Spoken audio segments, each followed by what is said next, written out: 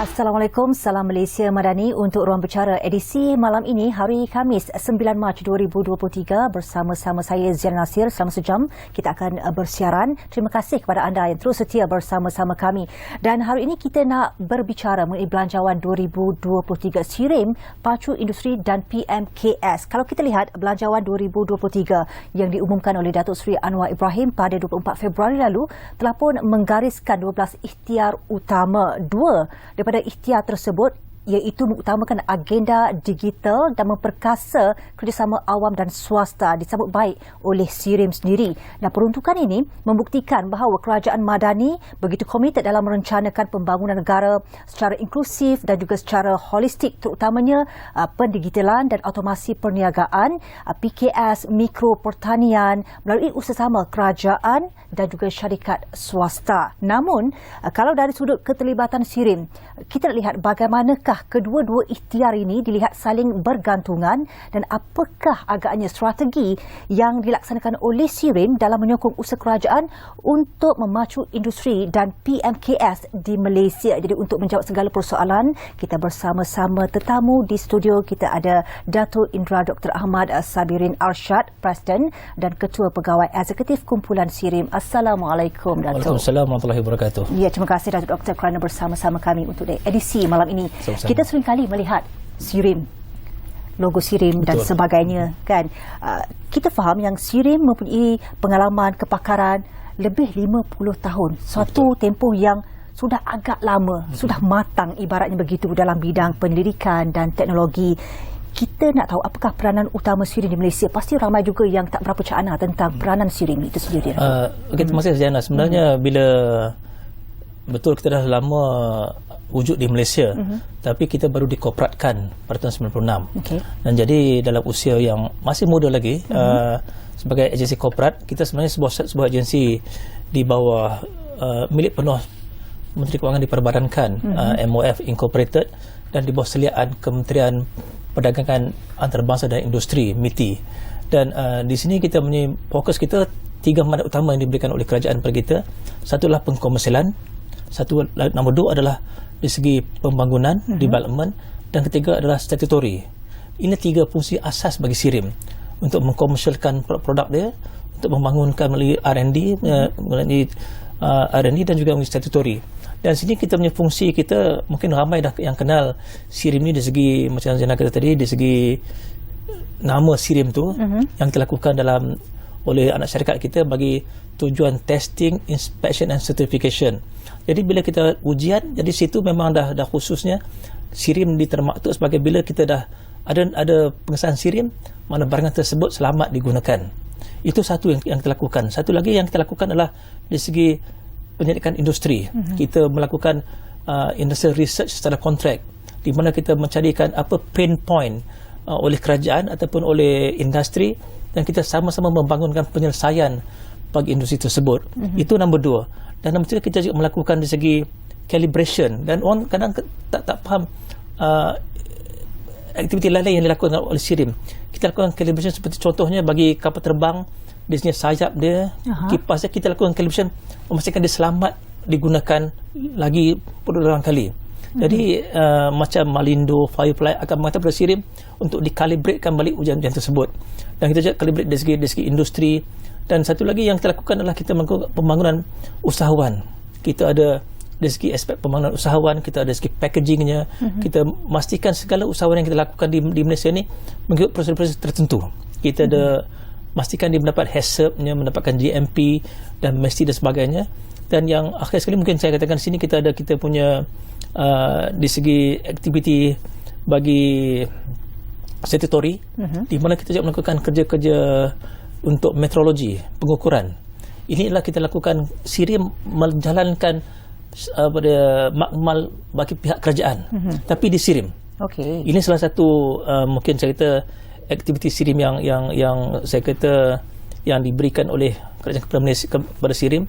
Kita melaksanakan aktiviti meteorologi di agensi kita di National Meteorology Institute di Malaysia di Sepang, di mana kita melakukan kerja-kerja meteorologi pengukuran bagi memastikan timbang dan sukat tepat pada kiraannya. Kenapa pentingnya ni, kita nak pastikan setiap timbangan tu adalah tepat dengan 1 kilogramnya, 10 kilogramnya. Jadi kita nak pastikan pengguna tidak ditipu oleh peniaga. Besar tanggungjawab sebenarnya, ya? Sebenarnya dia punya tu, kalau ni dari segi skopnya, amat luas. Amat luas. Tapi kadang orang tak nampak. Iyalah. Di belakang sebenarnya dia punya skop sangat besar lah. Sebab itulah kita bawa ke Datuk hari ini, kan, untuk sama-sama memberikan pencerahan dan juga penerangan betapa pentingnya dari segi peranan dan juga fungsi SIRIM untuk membantu sendiri sebenarnya, bukan sahaja secara individu tapi syarikat-syarikat, pemain industri dan sebagainya. Okey, berdasarkan pengalaman dan juga pemerhatian Datuk Doktor sendirilah setakat ini, bagaimana dari segi tahap kesedaran masyarakat tentang pentingnya mendapatkan SIRIM itu sendiri, untuk apa saja yang dihasilkan? Saya berpendapat dan saya yakin ramai pengguna hari ini bila dia nak membeli barangan, yang pertama dia carinya yang ada cop atau logo SIRIM. Jadi di SIRIM kita ada sinonim, kita kata ada SIRIM baru beli. Jadi bila dia beli segala peralatan perkakasan yang dijual, bila dicop oleh SIRIM, dia tahu bahawa peralatan tersebut selamat digunakan. Jadi kita melakukan testing, ujian-ujian yang tertentu mengikut piawaian international, antarabangsa.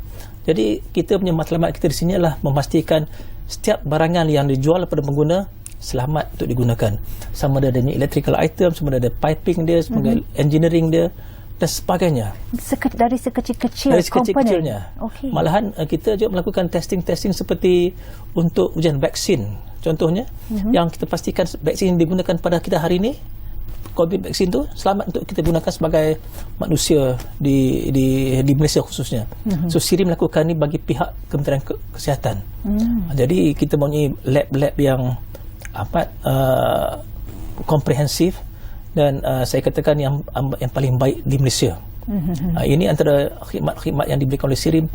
Macam tadi saya nak katakan, kita punya servis ni komprehensif. Dari segi, saya katakan, kadang-kadang kita kata daripada segala aspeknya, dari segi bioteknologinya, dari segi engineeringnya, dari segi machiningnya, dari segi testingnya. So kalau katakan apa saja, semua kita ada. And kita ada 14 pejabat satu Malaysia. Dan kita baru buka satu pejabat di negara China. Dan kita ada lebih kurang 2,000 warga SIRIM satu Malaysia yang sedia untuk berkhidmat untuk pengguna pada bila-bila masa saja. Okey, baik Datuk Doktor. Sekarang ini kita dah pun berada dalam tahun 2023. Memandangkan dari segi usianya, kepakarannya lebih 50 tahun walaupun baru saja kata Datuk dikoperatkan. Apakah fokus utama SIRIM untuk tahun ini? Pada tahun 2023 kita menyahut ajaran kerajaan yang disarankan juga oleh Yang Amat Perdana Menteri baru-baru ni untuk memperkasakan ESG. Dan juga memperkasakan PMKS. Jadi ini adalah ajaran utama kita pada tahun 2023. Dan kenapa kita katakan pentingnya ESG? ESG pada ni dari segi environment, social dan governance, di segi ini biasanya sekarang dilihat lebih kepada satu keperluan bagi syarikat-syarikat senarai awam, research company. Tapi kita nak pastikan juga ESG tidak ketinggalan. Kenapa kita nak pastikan ESG PMKS terlibat sama dengan ESG? Kita nak pastikan PMKS ni bersedia untuk mengurut langkah ke hadapan, terus ke peringkat antarabangsa. Kita tidak lagi melihat pada 30 juta rakyat Malaysia ni sebagai pasaran dia. Kita melihat kepada dunia sebagai pasaran dia. Ataupun sekurang-kurangnya 600 juta rakyat ASEAN ni sebagai pasaran bagi peniaga-peniaga di Malaysia. So kita tak mau ketinggalan dalam rangkaian dunia yang tanpa sempadan ni, di mana orang boleh berjual online kepada Malaysia. Kita nak orang peniaga Malaysia juga jual pada luar negara. Itu di mana kita nak kaitkan ESG dan juga PMKS. Dan kenapa kita rasakan ESG ni penting? Kita nak pastikan dari segi environmentnya, kita memastikan planet kita ni selamat untuk banyak generasi yang akan datang. Kita nak mengurangkan penggunaan plastik contohnya. Kita nak memastikan ajaran nasional seperti Net Carbon Zero 2015, mana kita nak pastikan bahawa selama tahun 2050 penggunaan karbon dikurangkan ke kosong kalau boleh. Dan SIRIM ingin memainkan peranan tersebut. Dan kita juga pastikan dari segi S-nya, dari segi sosialnya, bahawa setiap pekerja di Malaysia ni mengikut piawaian antarabangsa. Kita ada beberapa standard, beberapa pengiktirafan SA50 yang kita ada, yang kita nak syorkan pada industri untuk makanya. Dan segi tak urus governance, contohnya kita ingin semua agensi-agensi, semua syarikat menggunakan pakai ABMS, Anti Bribery Management System. Kenapa kita tekankan dengan tak boleh urus? Kita nak pastikan tiada ketirisan berlaku. Bila berlaku ketirisan dalam bajet ni, maknanya banyak kerugian pada negara. Dan kita nak pastikan duit digunakan dengan sebaiknya dan Malaysia terus maju ke depan, insya-Allah. Insya-Allah. Okey, itu antara fokus utama SIRIM untuk tahun ini. Okey, melihat kepada fokus itu sendiri, apa yang Datuk Doktor dapat gambarkan cabaran kekangan yang bakal dihadapi? Antara cabaran yang kita lihat pada hari ini adalah satu penerimaan bagi industri kepada adaptasi ESG contohnya. Dan satu lagi, kenapa PMKS nak menggunakan digital? Pasal ini melibatkan kos. Jadi dia kata kenapa kita nak gunakan pendigitalan dan kenapa kita nak adaptasikan ESG. Tapi kita melihat dari segi ruang yang lebih besar, bahawa sekiranya dia mengadakan adaptasi kepada ESG dan juga pendigitalan, ruang pasarnya adalah lebih luas. Dan dalam semua perniagaan kita katakan businesses perniagaan mestilah memberi investment untuk mengembangkan perniagaan tersebut, dan jangan takut untuk mengembangkan sayap ke luar negara. Dan kita nak pastikan setiap industri di Malaysia ni bukan lagi setakat PMKS, tapi terus menjadi negara yang lebih maju. So kita nak bantu negara daripada negara yang sedang membangun jadi negara membangun. Kita nak pastikan GDP kita pada hari ini dalam $11,000 per capita income kita pada rakyat Malaysia, jadi $60,000 semacam di Singapura. Dan kita katakan kenapa kita tidak boleh buat? Kita ada resources, kita ada talent, kita ada segala-galanya di Malaysia.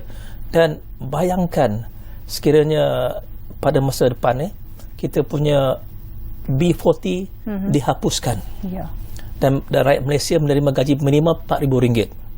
Sekarang ini RM1,500. Tapi dengan penggunaan teknologi, dengan adaptasi digital, insya-Allah kita yakin kita punya jurang antara yang dengan B40 dan M40 akan dikurangkan. Dan kita berharap satu hari nanti graduan di Malaysia akan menjadi M40. Bukan lagi menjadi graduan, menjadi B40. Dan ini membantu kerajaan untuk meningkatkan taraf sosioekonomi rakyat Malaysia. Itu harapan kita. Baik, Datuk Doktor, teknologi masa hadapan, itu yang kita nak, itu yang kita mahukan untuk negara kita, untuk kemajuan dan pembangunan negara kita. Adakah kita semua ni dah bersedia ke arah itu? Sebenarnya kita kadang-kadang kita diberi pilihan, kita mungkin tak bersedia. Kenapa dan mengapa? Jadi sebab kita sebagai manusia, kita mempunyai resistance to change. Kita lebih selesa dengan keadaan sedia ada. Jadi manusia sendiri dia tak mahu berubah. Kalau bila dia nak pakai benda yang dia pakai, yang dia biasa pakai, bila dia bertukar, dia mempunyai satu cabaran penukaran. Jadi dari segi teknologi masa depan, contohnya saya kata pandemik yang kita lalui baru-baru ni, mungkin menjadi satu musibah besar pada dunia. Tapi pada masa sama ia menjadi satu rahmat juga. Sebab dia sekurang-kurangnya dia telah merancakkan penggunaan digital. Kalau dulu kita tak pernah lagi teringat menggunakan online meeting, perjumpaan dengan luar negara, kita akan terbang ke mana-mana di dunia untuk berbincang, tapi hanya kita berbincang dalam Windows saja. Satu window tu bukan satu window lagi. Jadi kita lebih komprehensif, lebih inklusif. Dan saya gunakan contoh macam penggunaan telefon mobile Dulu pada awal-awal waktunya kita menggunakan button. Dan kita masih tak selesa dengan menggunakan button ni. Kita nak, bila digunakan touchscreen kita tak orang pakai. Tapi hari ni kita semua telefon dah menggunakan touchscreen. Dan kita mahu tak mahu teknologi akan meninggalkan kita. Jadi manusia mahu tak mahu dikena adaptasikan dengan teknologi masa kini. Dan frontier teknologi ini mahu tak mahu dah datang pada kita. Whether you like it or not, you have to embrace the technology. And this is where SIRIM mainkan peranan memastikan industri bersedia untuk embrace that technology for their sustainability in the future. Okey, baik. Dalam masa yang sama, kalau kita melihat kepada pembentangan Belanjawan 2023 dan sebelum itu juga saya ada terbaca yang SIRIM memberikan apa yang diharapkan oleh SIRIM sendiri dari segi digital dan sebagainya, PKS itu sendiri. Respon balas Datuk bila Datuk mendengar sendiri apa dibentangkan oleh Perdana Menteri waktu itu. Sebenarnya kita menyambut baik apa yang dicakapkan oleh Yang Perdana Menteri. Pasal di situ disebut mengenai agenda bagi PMKS dan PKS. Dan kita lihat juga di situ ada juga agenda TVET. Pasal bagi kita dua-dua agenda ni PMKS, PKS dengan TVET adalah saling mengait. Pasal bagi industri kita berkembang perlu ada satu ilmu baru. Di sini TVET mainkan peranan meningkatkan ilmu tersebut. Dan semua disentuh oleh Yang Berhormat Perdana Menteri dan juga ada dana-dana khusus untuk pembangunan dan penggunaan digital bagi industri. Dan saya rasa sekiranya kita tidak menyambut baik, amat rugilah industri Malaysia, dan kita kena berani untuk pergi ke depan menggunakan teknologi masa depan.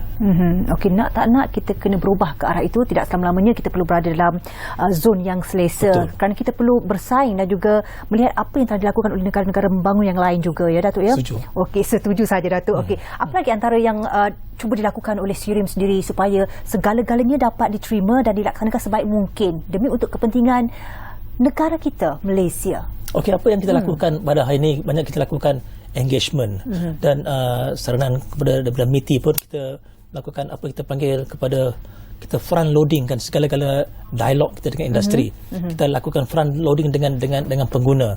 Kita ingin memastikan pada awal tahun, pada penggal pertama ni, semua industri tahu apa yang nak lakukan pada 2023. Supaya kita bersedia untuk memastikan semuanya dapat menerima teknologi baru yang akan digunakan. Memang kita akan ada kekangan, memang kita akan ada rintangan, memang kita akan ada cabaran bagi penggunaan teknologi, tapi saya yakin dan di SIRIM kami yakin penggunaan ini dah tahap yang amat tinggi. Dan kita juga lihat penerimaan, malahan dari segi perbualan orang ramai sekarang mengenai ChatGPT contohnya. Yang dulu mungkin tahun lepas mungkin tidak ada lagi, tapi ini kita semua menggunakan ChatGPT. Ini adalah penggunaan AI. Jadi sudah tak sedar kita telah menggunakan teknologi untuk masa depan dalam kerja kita hari ini. Jadi saya katakan teknologi dah, whether you like it or not, it has taken place in our life. Itu yang diterajui oleh SIRIM, ya? AI, artificial intelligence, big data, blockchain. Yes. Okay. Pasal kita lihat dalam masa 2035 pada tahun nanti, dunia akan dikuasai, industri ekonominya akan oleh IoT, blockchain dan sebagainya. Jadi sekiranya Malaysia tidak mengambil niche area ni, mana kita akan ketinggalan. Dan di sini SIRIM memegang peranan untuk memastikan industri kita mengadaptasikan industri tersebut dengan menerima pakai teknologi baru. Dan kita yakin sebagai SIRIM ni, kita lihat SIRIM sebagai pemacu industri. Kita sebagai industry enabler using our technology. Dan kita nak ada kesediaan bagi industri untuk menerima teknologi juga. Dan kita akan memastikan setiap industri kita lakukan apa kita panggilkan readiness assessment untuk memastikan di mana dia berada hari ini. Kita ada AR 4.0, tapi di Malaysia masih lagi AR 2.0. Dia masih lagi menggunakan manual. Berapa peratus tu yang masih lagi menggunakan manual setakat manual ini? Saya rasa dalam kajian kita masih lagi 70% masih manual. Oh, masih besar lagi peratusan tu. Jadi bila Yang Amat Berhormat cakap dalam bawah ni pun dalam belanjawan, kita nak mengurangkan penggunaan tenaga asing. Kita nak melihat dalam contohnya dalam satu ladang 10,000 ekar, kita ada 10 orang pekerja menggunakan teknologi drone-nya, menggunakan teknologi AI-nya untuk data analisisnya, dan bukan lagi 10,000 ekar dengan 1,000 pekerja. Jadi kita boleh deploy reskill talent ini untuk perkara-perkara yang lain. Jadi kita nak pastikan kita mengoptimalkan tenaga pekerja di Malaysia, dan secara tak langsung dia akan meningkatkan lagi kemahiran dan dia punya ganjaran kepada pekerja-pekerja di Malaysia. Dan saya yakin ruang pasaran di Malaysia nanti bukan lagi di Malaysia. Saya lihat talent di Malaysia nanti, bakat-bakat yang sedia ada, peluang pekerjaannya adalah global. Dan kalau kita melihat lebih jauh lagi, bukan di peringkat global saja, kita lihat di planet-planet lain. Sekarang dah ada usaha untuk pergi ke planet Mars. Mari. Mungkin kita rasa masih jauh lagi. Di luar kotak fikiran kita tak pernah terfikir kan tapi tahap tu. Itu sudah di hadapan kita. Jadi di manakah peran Malaysia dalam penjelajahan angkasa lepas pula? Mungkin ini this a new economic yang kita perlu ceburi dan perlu tempuh. Dan adakah kita bersedia? Dan di sini Sri akan mainkan peranannya untuk memastikan industri bersedia untuk terus ke tahap yang satu lagi. Bersedia atau tidak? Belanjawan 2023 SRIRIM, Pacu Industri dan PMKS itu kita bincangkan waktu ini. Datuk Doktor, kita perlu berehat seketika. Kita akan kembali selepas ini untuk lebih lagi kupasan.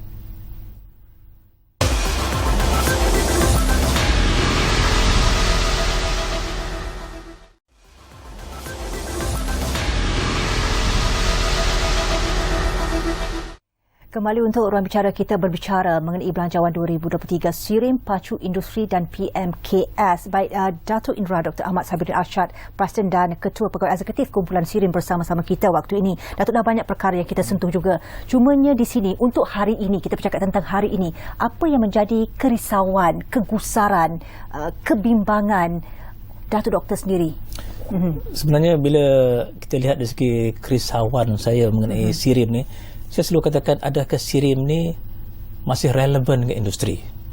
Itu pertama. Saya selalu bertanya pada kawan-kawan di SRIRIM, saya kata, dari segi raison d'être. Raison d'être ni adalah kenapa kita wujud? Kenapa kita diwujudkan?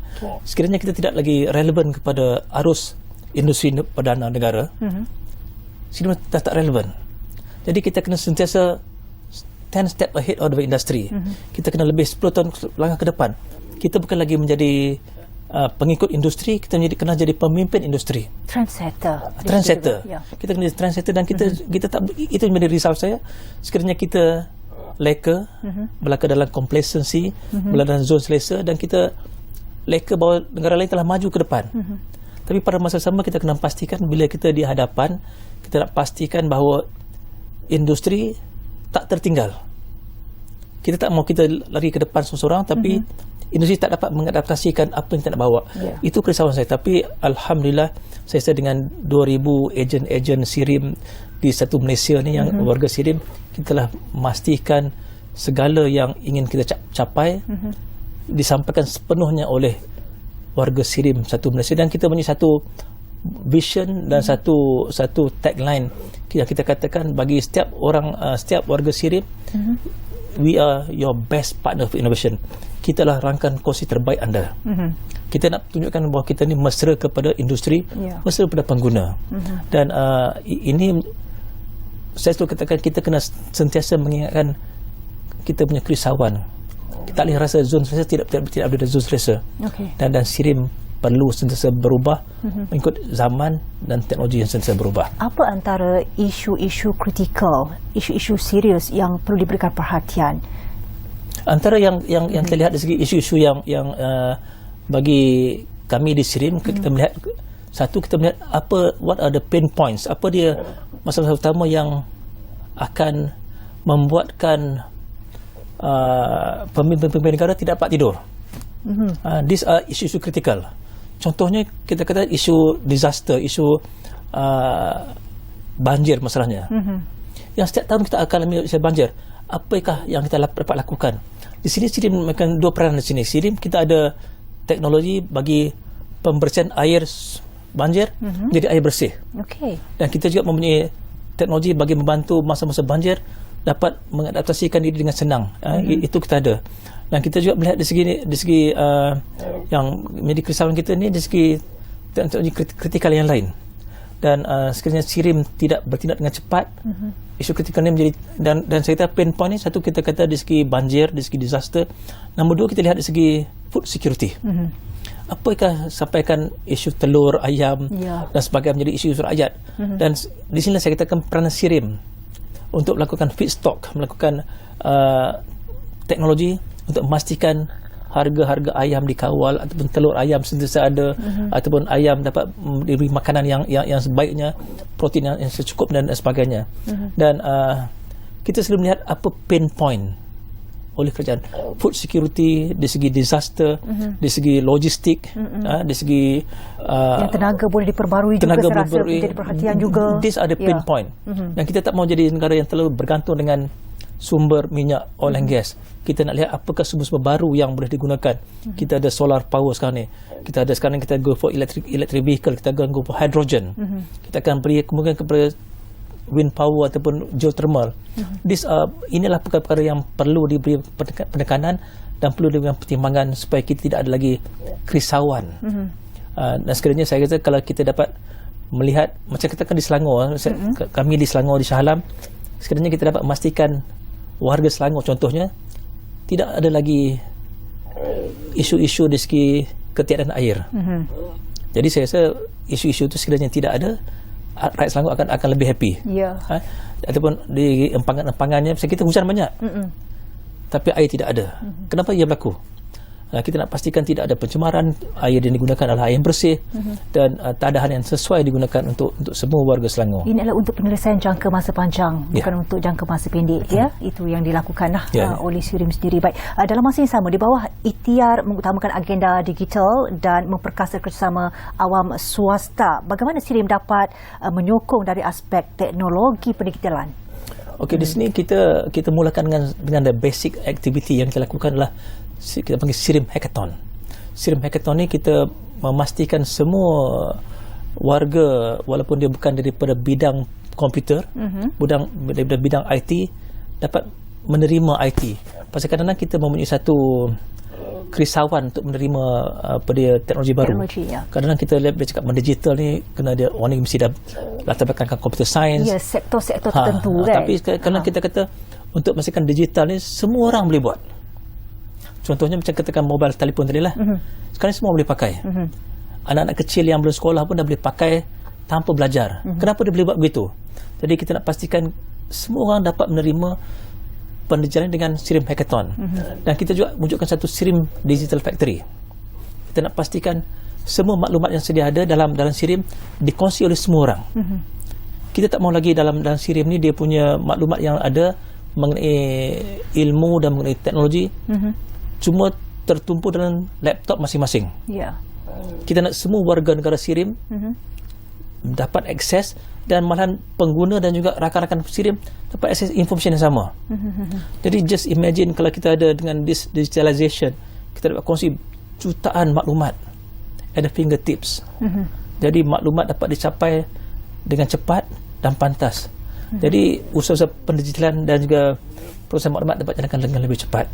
Kalau kita melihat kepada transformasi ke arah pendigitalan itu sendiri, untuk sektor-sektor tertentu sudah pastinya mereka menerima sebaik mungkin, tapi bagi mereka yang terlibat dalam sektor pertanian, bagaimana Datuk Doktor? Segi pertanian memang kita masih lagi mencabaran. Satu, industri ini masih lagi berteraskan kepada pekerjaan manual. Adalah industri kita katakan adalah industri 2.0 secara tradisional. Lagi. Dan jadi mungkin tapi kita telah mempromosikan contohnya dengan kita adakan satu program vertical farming di mana kita menanam pokok-pokok sayuran dalam kontainer dengan keadaan suhu dan yang terjaga. Dan pokok ni lebih sihat dan lebih berkhasiat, dan dia lebih kita katakan tanaman organik. Dan di sinilah kita nak pastikan tanaman boleh ditanam di mana-mana saja menggunakan teknologi. Dan kita nak pastikan juga petani ataupun entrepreneurs ni tidak akan terancam oleh unsur-unsur cuaca dan unsur-unsur pada serangga. Jadi dalam keadaan terkawal. Singapura telah melakukan ini dengan berjayanya, dan malahan SIRIM kita telah mempelopori vertical farming ni, dan insya-Allah telah ada banyak adaptasi oleh industri-industri dalam segi pertanian. Dan sekiranya ini berlaku dengan baik, kita tidak akan ada lagi kekurangan makanan yang kita boleh jamu di atas meja kita, insya-Allah. Ya, insya-Allah, mudah-mudahan. Dan satu lagi perkara yang saya rasa cukup penting juga dari segi transformasi untuk syarikat ataupun industri itu sendiri ke arah rendah karbon. Itu juga yang sering kali disebut-sebutkan. Mengenai rendah karbon, macam saya katakan tadi dalam ESG, part of kita punya mandat, part of kita punya tanggungjawab kita adalah memastikan bahawa semua aktiviti yang dilakukan kita punya rendah karbon, ataupun kalau boleh tiada karbon langsung. Maksudnya di sini Rendah karbon tu bagaimana? Adakah kita boleh mencapai sehingga sifar? Okey, rendah karbon ni contohnya kita katakan sekiranya kita bawa kereta ke tempat kerja. Jadi kita telah melepaskan karbon dioksida dan menggunakan bahan bakar. Jadi karbon digunakan. Jadi kan kita mempromosikan datang kerja kita menggunakan berjalan kaki contohnya ataupun naik basikal tidak memerlukan karbon. Itu telah kita punya footprint kita sudah dikurangkan. Nombor dua, kita tidak lagi menggunakan recycle, kita tidak menggunakan lagi plastik. Dari segi environmentnya tidak ada lagi penggunaan plastik, dan kita nak memastikan karbon ni dikurangkan dan juga dengan penanaman pokok-pokok untuk memastikan ada satu ekonomi yang circular. Tidak ada lagi karbon yang melebihi, jadi kita jadi karbon negatif daripada karbon positif. Dan sebenarnya dalam usaha ini sebenarnya dia memerlukan satu lagi kesepaduan daripada semua orang, daripada semua agensi. Mungkin kita ada satu hari sebulan sekali atau 2 kali penggunaan basikal contohnya. Tapi sekarang mungkin jalan kena besar sikit lah untuk menggunakan basikal yang lebih baik. Ataupun kita memberikan sekarang ini dengan MITI mempromosikan penggunaan electric vehicle. Itu juga mengurangkan carbon footprint bagi Malaysia. So isu-isu begini mesti digalakkan, mesti diberikan penerangan kenapa karbon perlu dikurangkan. Kadang-kadang orang tak nampak kenapa dikurangkan karbon ya. Jadi kita nak pastikan kurang kebergantungan kepada karbon bagi tenaga. Dan sekiranya apakah impak planet dunia ni, planet bumi ni, sekiranya karbon tidak dikontrol. So benda-benda ni kita perlu promosikan, perlu diberikan kesedaran supaya orang faham sekiranya karbon melebihi, kita ada climate change kita akan ekosistem dunia dah akan berubah, pemanasan global dan macam-macam lagi ya. Kalau dulu kalau kita lihat banjir cuma berlaku pada bulan 12, sekarang dah sepanjang tahun ada banjir. Sudah berubah. Dah berubah. Tak boleh menjangkakan dari segi fenomena cuaca juga tak menentu. Tak tahu dah. Jadi benda-benda ni saya rasa this is di mana SIRIM mempunyai peranan yang besar. Saya rasa dari segi penggunaan karbon, sebenarnya kita ada carbon calculator. Kita juga memerlukan produk yang menyediakan eco-label. Eco-label ni maksudkan tidak menggunakan karbon. Jadi kan kita juga gunakan kita menggunakan energy audit kita yang memastikan setiap tenaga digunakan dapat dikurangkan seminimum mungkin. Jadi memastikan tidak ada pelepasan karbon ke angkasa lepas, ke atmosfera. Jadi SIRIM punya sistem yang lengkap bagi memastikan karbon dapat rendah dapat dilaksanakan. Dan padahal kita juga melihat di SIRIM, mungkin peserta di Malaysia pada hari ini kalau kita lewat satu kajian yang menyeluruh, mungkin kita sudah mencapai tahap karbon yang negatif. Kalau kita lihat dari segi yang keluarkan karbon dan juga pokok-pokok yang sedia ada yang menyerap, mungkin kalau kita lihat dari keseluruhan, kita mungkin dah hampir sampai ke tahap karbon yang kosong. Kalau tak sampai lagi mungkin dah tak jauh. Dan tapi satu kajian perlu dilakukan. Pasal kita macam mana kita nak tahu karbon rendah ada atau tidak, cuma dengan pengiraan. Dan ini yang dilakukan oleh tim SIRIM. Ini dilakukan oleh tim SIRIM dan SIRIM punya kepakaran, dan kita telah bercakap dengan agensi-agensi yang berkaitan untuk mengambil leadership dalam carbon footprint, carbon calculator, carbon dan eco label dan sebagainya. Dan kita ada skim-skim tertentu yang dilaksanakan oleh agensi SIRIM bagi memastikan karbon rendah dapat direalisasikan oleh kerajaan Malaysia. Apa yang diusulkan lagi oleh SIRIM? Apa keperluan SIRIM sebenarnya untuk memastikan segala-galanya terkawal, boleh dihandle sebaik mungkin? Saya rasa di sini kita akan adakan, kerajaan akan ada polisi-polisi, tapi yang paling penting bagi kita adalah penguatkuasaan. Kita kena ada enforcement agensi yang lebih baik bagi memastikan semua rakyat mematuhi segala peraturan tersebut. Sekarang ni kita, walaupun kita dah ada beberapa inisiatif, tapi rakyat masih lagi belum faham dengan sebenarnya kenapa karbon perlu kita kurangkan. Dia masih tak nampak. Baru ni saya di Sempurna pun saya masih nampak lagi plastik digunakan di laut. Perairan kita masih lagi kotor. Jadi sekiranya ini tidak dikawal, apa yang kita ada pada hari ini akan dicemarkan, sebab tidak ada lagi terumbu yang sihat, tidak lagi ikan di tengah laut, tidak akan lagi ada ekosistem yang akan membolehkan kita menikmati alam sekitar yang baik pada masa depan. Dan sekiranya pencemaran karbon ini dilepaskan oleh kilang-kilang tidak dikawal, bayangkan dengan asap daripada kenderaan, daripada motosikal dengan kilang-kilang. Ini menjadi satu fenomena yang saya rasa akan merugikan negara dan dunia. Dan saya yakin dengan inisiatif yang dilakukan oleh MITI khususnya dari segi bagi melaksanakan agenda EV, electric vehicle, saya yakin dalam masa 2030 Malaysia akan dipenuhi oleh kenderaan-kenderaan elektrik. Malaysia akan dapat mengurangkan kebergantungan kepada tenaga yang sedia ada pada hari ini. Dan inilah yang kita nak lihat, Malaysia yang lebih bersih dan lebih progresif pada masa depan. Daya cipta juga boleh kita sebut di sini, kerana itu merupakan antaralah salah satu daripada 6 tonggak Malaysia Madani. Betul, kan kerajaan Madani ini sendiri, kerajaan perpaduan kita hari ini. Okey, lepas ni Datuk, kita nak sentuh tentang TVET, sebab dalam Belanjawan 2023 juga dinyatakan memberikan tumpuan kepada TVET. Kita nak tahu bagaimana SIRIM sendiri dapat menyokong kerajaan dalam perkara ini, dan kalau boleh sebelum itu sedikitlah Datuk kongsikan dari segi apa yang diusahakan oleh SIRIM waktu ini, bukan berkaitan dengan TVET tapi mungkin perkara-perkara lain, mungkin ada kajian ataupun sesuatu yang dirasakan perlu untuk digerakkan hari ini. Hari ini kalau sebenarnya di SIRIM kita melakukan banyak kajian, ya, tapi mungkin yang lebih mungkin lebih kritikal pada hari ini kita melihat kajian-kajian mengenai bioteknologi. Ini kita lihat dari segi gene editing. Gene editing merupakan satu fenomena, satu teknologi yang baru yang perlu diberikan penekanan yang lebih baik, yang lebih hebat oleh kerajaan, dan ianya akan merubah teknologi masa depan. Jadi gene editing ni dilakukan dengan intensnya oleh SIRIM.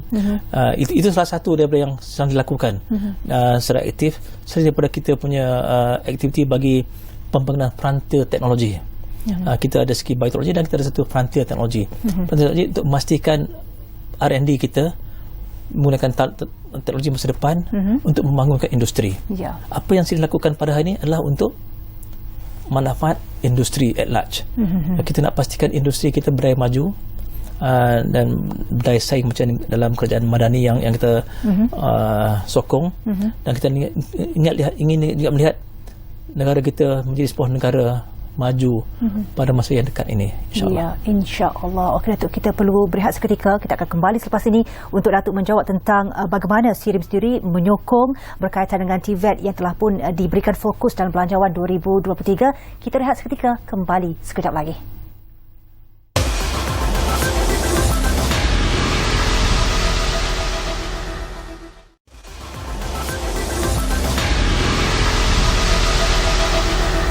Belanjawan 2023, SIRIM, Pacu Industri dan PMKS, kita berbicara mengenai perkara ini bersama-sama dengan Dato' Dr. Ahmad Sabirin Arsyad, Presiden dan Ketua Pegawai Eksekutif Kumpulan SIRIM sendiri. Okey, berbalik kepada TVET itu sendiri, kita faham itu adalah antara yang diberikan fokus oleh kerajaan kita melalui Belanjawan 2023, yang mana kerajaan sendiri, negara kita sendiri memerlukan pekerja yang berkemahiran. Kelahiran TVET itu sendiri yang pastinya potensi pekerjaan sudah pun sedia terjamin. Kebiasaannya itu yang biasa kita dengar lah dari segi kejayaan, kebanggaan graduan TVET itu sendiri. Bagaimana SIRIM nak menyokong usaha kerajaan dalam perkara ini untuk melahirkan lebih ramai lagi dan juga memastikan mereka ini adalah yang pakar, yang punya kemahiran yang tinggi? Okey, sebenarnya SIRIM telah lama memegang peranan dalam bidang latihan. Kita mempunyai satu anak syarikat yang memang mempunyai fokus kepada memberi latihan kepada teknikal dan juga kepada masyarakat secara umum. Kita melakukan lebih kurang 10,000 pelajar kita yang kita latih pada setiap tahun. Dan pada tahun ini insyaAllah kita akan tingkatkan lagi dengan memberi fokus juga kepada TVET. Dan kita sudah maklum dengan TVET ni kita mempunyai keperluan yang amat mendesak kerana penggunaan teknologi, penggunaan kemahiran lebih ditingkatkan lagi. Mungkin pada masa depan yang kita lihat majikan-majikan akan mengambil pekerjanya bergantung kepada kemahiran dan bukan lagi pada kelayakan yang dapat diperolehi daripada universiti. Itu mungkin satu lagi di segi reskillingnya, di segi upskillingnya, dan pekerjaan masa depan akan berubah, di mana pekerja yang mahir diperlukan bagi memastikan negara dapat maju ke depan. Sekarang ini kerja-kerja yang mahir ini belum dapat disediakan sebabkan tidak ada latihan khusus.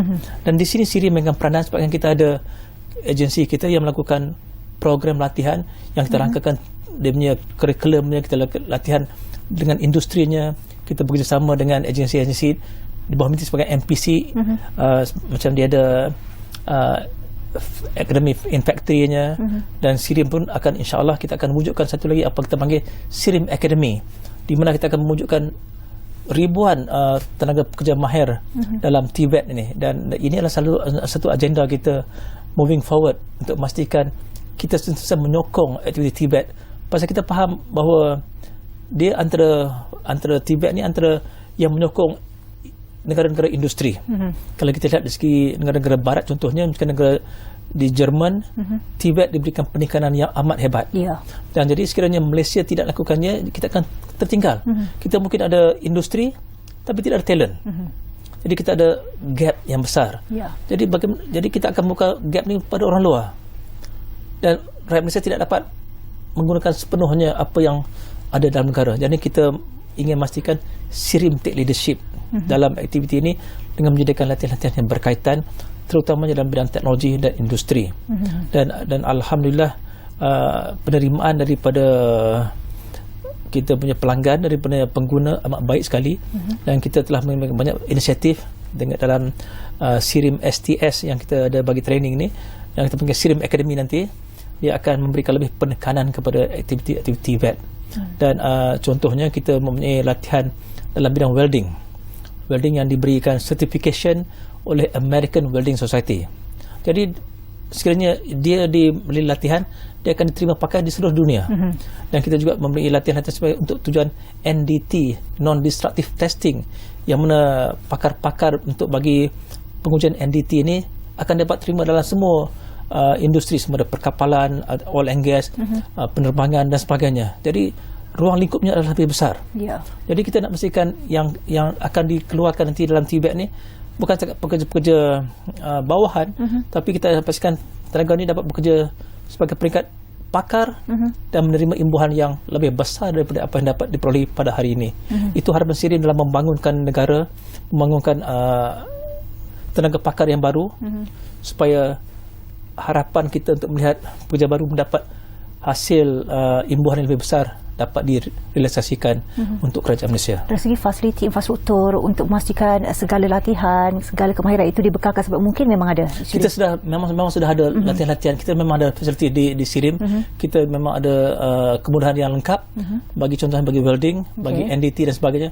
Memang kita telah ada comprehensive equipment dan kita bersedia sekiranya pihak kerajaan ataupun mana-mana agensi ingin melakukan latihan di SIRIM, dan kita mengalu-alukan juga kerjasama dengan semua agensi yang sedia ada bagi memastikan pembangunan TVET ni tidak terganggu dan berjalan dengan lebih lancar. Ya, okey. SIRIM bukan sahaja mempunyai kepakaran dalam penyelidikan perindustrian bioteknologi, tetapi juga biomedical. Betul. Okey, nak minta Datuk menjelaskan tentang ni biomedical ni. Ini satu lagi yang kadang-kadang masyarakat secara umum tak faham ataupun belum tahu lagi kepakaran yang ada oleh SIRIM dalam bidang biomedical. Kita ada pusat biomedical kita, Medical Device Center of Excellence di Kulim, di utara. Kenapa di Kulim? Kerana di negara di kawasan utara Malaysia ni dijadikan satu Center of Excellence bagi biomedical di Malaysia. Jadi kita memang mempunyai satu pejabat di sana dengan engineer dan saintis yang kita ada yang melakukan banyak kerja-kerja biomedical. Contohnya saya katakan, satu contohnya kita bangunkan apa kita katakan untuk craniofacial. Craniofacial ni sekiranya orang tu mempunyai kepala dia accident, dia pecah kepala ataupun dia ada kanser, di mana tulang di mana skull, tulang kepala dia, kerangka kepala dia ni perlu ditukar, dan SIRIM telah melakukan craniofacial ni pada lebih 200 patient di Malaysia. Ini pun saya baru tahu ni, Datuk. Kita dah bangunkan skull yang baru, dan kita dah, jadi dia lebih hidup dengan lebih sempurna. Dan kita juga bangunkan apa kita katakan hip replacement, knee replacement dan joint replacement. Kita dah bangunkan menggunakan titanium yang kita bangunkan sini di Sirim. Okey. Dan ini semua adalah satu lagi kita akan kadang-kadang bila orang aksiden dia maxillofacial dia punya gigi dia pecah. Hancur Hancur. Kita bangunkan juga sistem tersebut bagi pengantinan gigi yang baru, mulut yang baru, dengan rahang yang baru. So kita lakukan dan harapan kita untuk industri mengambil apa yang dicipta, apa yang diinovasikan oleh Sirim kepada masyarakat. Satu lagi yang mungkin masyarakat kurang diberikan pendedahan juga. Satu contohnya kita diberikan kita bangunkan satu apa yang terpanggil skin grafting untuk mangsa-mangsa kebakaran. Bila dia mas kebakar, kulit dia terbakar, dan kita melakukan satu kulit baru yang digunakan bagi menggantikan kulit yang terbakar tersebut. Dalam kebanyakan aktiviti yang dilakukan bagi kulit terbakar ni, dia memerlukan DNA daripada babi, daripada khinzir. Dan kita sudah maklum walaupun dia DNA yang khinzir, tapi kita sebagai orang Islam kita sensitif dengan khinzir. Jadi kita melakukan DNA skin grafting yang halal. Kita juga melakukan satu lagi yang terpanggil granulate tulang yang halal untuk digantikan pada pesakit-pesakit yang melakukan tulang baru. Jadi ini saya kata banyak biomedical device yang kita bangunkan untuk memastikan rakyat Malaysia terus sihat. Satu lagi yang sedang kita lihat pada hari ini adalah untuk pembangunan exoskeleton. Exoskeleton sekiranya contohnya orang tu dia sekiranya dia lumpuh ataupun dia tidak mampu untuk berjalan dengan lebih baik, dia ada satu sangkutan di luar tu, pendakap kat luar tu membolehkan dia berjalan dengan lebih mudah. Atau pinggang dia sakit, dia boleh gunakan pendakap skeleton ni untuk lekat untuk bantu dia berjalan. Jadi inilah antara innovation teknologi yang kita bangunkan untuk memastikan rakyat Malaysia lebih produktiviti. Pasal kita tak mahu rakyat kita sakit. Ya. Kalau rakyat sakit tidak produktiviti. Jadi kita nak pastikan rakyat kita tak sakit dan sihat dan boleh bekerja dengan tempoh yang agak panjang. Jadi ini antara dengan pembangunan medical device, insya-Allah saya kata dengan sokongan daripada Kementerian Kewangan, daripada MITI, daripada EPU, kita berharap sekalian dibangunkan ini dapat dijual, dikomersialkan oleh industri-industri di luar sana. Setakat ini bagaimana dari segi respon balas yang diberikan oleh pihak industri berkaitan dengan biomedical ni? Apa yang dilakukan, inovasi dilakukan oleh Sirim? Ya. Seperti yang saya katakan, banyak telah diambil oleh syarikat-syarikat luar, tapi banyak lagi yang belum dikomersialkan. Jadi kita berharap mungkin ramai tak tahu bahawa kita ada industri tersebut, dan kita harap dengan lebih pendedahan, insya-Allah lebih banyak lagi hospital, Kementerian Kewangan, Kementerian Kesihatan sendiri akan lebih menggunakan pakai hasil-hasil tempatan. Satu, kos lebih murah, dan kajian yang menyeluruh telah dilakukan, tidak ada side effect bagi penggunaan biomedical dibangunkan oleh Sirim, insya-Allah. Insya-Allah. Baik. Dalam masa yang sama, apa antara salah faham yang biasa Datuk sendiri dengar berkaitan dengan Sirim ini? Kadang-kadang kita dalam industri, kadang-kadang bila orang dia kadang-kadang dari segi produk yang dijual, kadang-kadang dia ambil gambar Sirim di pejabat kita di Shah Alam, dia kata dah lulus ujian Sirim. Jadi sebenarnya cuma gambar Sirim, tak semestinya disahkan oleh Sirim lagi. Ataupun kadang-kadang dia melakukan testing ujian di Sirim, tapi tak semestinya bila testing di Sirim tu kita telah memberikan pengesahan. Dia mempunyai beberapa langkah-langkah tertentu yang perlu dilakukan untuk memastikan daripada ujian sampai kepada pengesahan oleh Sirim. Jadi kadang-kadang satu lagi yang selalu kita lihat dari segi salah fahamnya, masyarakat kadang dia kurang jelas antara logo Sirim yang sebenarnya. Kadang-kadang ada orang yang menggunakan logo yang salah. Okey, macam mana nak membezakan yang sebenar, yang original, yang asli? Kita ada logo kita yang berbentuk gasing. Berbentuk gasing itu saya ingat tidak ada sini. Kalau sini logo tu memang kita ada dekat banyak produk kita, dia bentuk gasing, dan logo ni lah logo top mark, logo yang diiktiraf oleh semua orang. Kadang-kadang dia cuma tulis nama Sirim, jadi dia logo ni tidak betul lah sebenarnya. Dan kita nak pastikan yang dia beli itu adalah logo yang sebenarnya. Dan insyaAllah dengan penggunaan QR code yang kita nak bangunkan sini, pengguna lebih senang untuk scan dan pastikan benda ni adalah betul-betul tulen pada masa depan. Okey, baik, sebelum kita usai, Datuk, harapan Sirim sendiri untuk mencapai misi Malaysia Madani.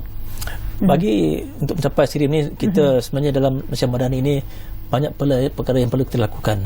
Satu, kita kena bersedia untuk maju ke depan, dan kita juga kena memastikan transformasi bukan bermula dekat negara, tapi Sirim sendiri mulakan transformasi di syarikat Sirim untuk memastikan teknologi dapat diadaptasikan dengan sepenuhnya. Macam saya katakan tadi, Sirim sebagai teknologi enabler. Kita menggunakan teknologi sebagai pemangkin industri, dan Sirim ingin menjadi peneraju industri di Malaysia. InsyaAllah kita doa yang terbaik, semoga segala-galanya dipermudahkan. Okey, kita juga mengharapkan Malaysia yang lebih hebat lagi, Malaysia yang sentiasa berdaya saing. Terima kasih banyak-banyak Datuk Indra Dr. Ahmad Sabirin Arsyad, Presiden dan Ketua Pegawai Eksekutif Kumpulan Sirim, untuk ruang bicara pada malam ini. Saya pasti dengan apa yang dinyatakan oleh Datuk Dr. sebentar tadi kan, sepanjang lebih kurang sejam kita bersiaran ni kan, memberikan satu input yang sangat berguna untuk kita semua, memandangkan mungkin ramai lagi yang agak keliru dengan peranan dan juga fungsi Sirim itu sendiri, tapi apapun indah pencerahan yang diberikan oleh Datuk Dr. Ahmad Sabirin Arsyad. Terima kasih banyak-banyak Datuk kerana bersama-sama kami memberikan informasi yang sangat berguna untuk kita semua. Ingat, ada Sirim baru beli.